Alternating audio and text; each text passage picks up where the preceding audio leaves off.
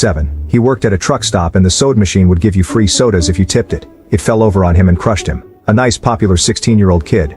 I think all soda machines have to be bolted down here now. 8. He starved to death. In class, he came in, laid his head down on his desk, and just passed. The teacher thought he was asleep and didn't try to rouse him during class. His girlfriend was the one who figured it out after the bell rang and couldn't wake him. We all knew he was thin and underfed and had a hard life at home, but the empty desk for the rest of the year was difficult to look at. 9. He was sparring/slapboxing with a friend of his. The friend put him in a chokehold, he tapped out, but the friend didn't let go and he passed. 10. A kid in our high school was in a boating accident with another boat at night. Both the kid from my school and the 40-something-year-old guy he hit passed to. It was all over the news. The 17-year-old from my school was getting painted as some reckless kid. 11. She was thrown off a horse. 12. OD unfortunately.